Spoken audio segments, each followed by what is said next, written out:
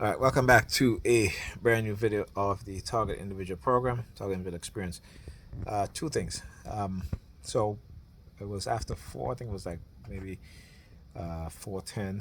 I didn't hear from my son. He didn't text me, didn't call me to let me know that he was out of school. And so I called him and I asked him, I said, hey, how come you didn't text me or call me to let me know that you're out of school? Because I asked him, I said, what time did you get out of school? He said, at 3:40. Okay. I say, well, that's it's half an hour. All right. You didn't call me. He says, well, I text mommy. I said, that doesn't matter. I'm your father too. Okay. So you need to text me. But again, this is what they do. I want you guys to understand thoroughly how they condition, particularly the mothers, black mothers, in terms of how they're raising these kids, by in the household by themselves. So again, they these kids have no, because usually he knows he's supposed to call me. Okay, so it's a lack of respect again as fathers. That's what these mothers are teaching their children. It's probably telling them don't call your dad, right? You know what I'm saying? Why? Because I'm not doing what she wants me to do, right? Which is again stay there, uh, uh, clean up after her, particularly because most of the stuff there that's all over the place is hers, right? And while she can go out and do whatever she wants to do. I'm not having it. Nope, I'm not doing that. Okay? But this is how the racists on the police force have infiltrated the minds of black women to engage in this sort of behavior. Right? So I said to him, I said, well, listen, you're supposed to text me or call me. I said, if you text your mother, you can text me too. Let me know that you're home. All right? Or that you're out of school. Now I asked him to text me when he got home. He has not texted me yet. So I'm going to call him again and speak to him again. And I'll tell him, I'll tell him before, you're not going to have a phone. If you can't call me or you can't text me to let me know you're out of school or you're home, I said, when I'm at home and then you're not going to have a phone. Okay? When school is over, you can go to the main office and you can have them call me or call your mother and let me know you're on the way home. When you get home, you can call to let me know you're home. Simple as that. And you just hear the police sirens again. All right. So when I understand what it is that they're doing. I understand what it is they're doing.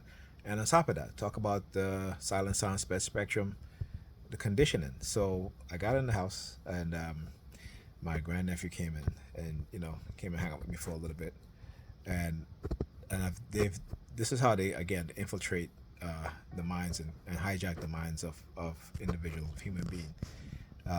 So, but I've noticed that when he walks by me, for example, I'm laying down and he came on the bed, and I've noticed that every time he touches me, right, or he grabs, and I told him that it was the other day I was in the kitchen and he came up to me and he just grabbed my private part. I said, boy, you don't do that. You don't do that, right? So I've noticed that this is what they've been conditioning him to do lately, and so I have to tell him. I said, you know what? All right, I'll tell you what. I said, you can go to your grandmother, and I will. I said later on, if you want to come and I'll play with you, I'll do that, right? I'll play with you, but you need to stop doing that. And so, why is he doing this? Why is he doing this? Is it because of again they're not teaching him not to do those things? That those things are not, it's not that. It's silent sound. It's psychological conditioning young kids, right, to do certain things. And again, people will say, "Oh, these things don't exist." Well, it's a lie. It's a lie.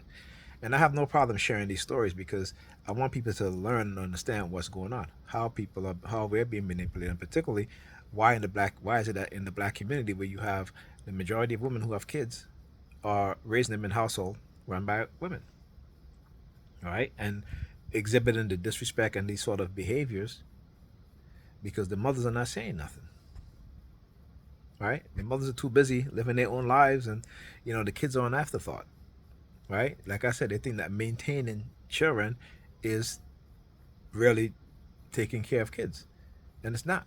It's two different things, right? Because these are things that you would be doing whether they have kids or not. Okay, and they're out there with the police sirens again because they hate it when I talk about this stuff, right? But I have to talk about this stuff because again, it's important that we understand that we have to reverse the conditioning, and we have to. Let me just say this: in the black community, black women in particular, they have to wake up. They really do have to wake up if they care about their children. They have to wake up and understand and realize what's going on, what's taking place.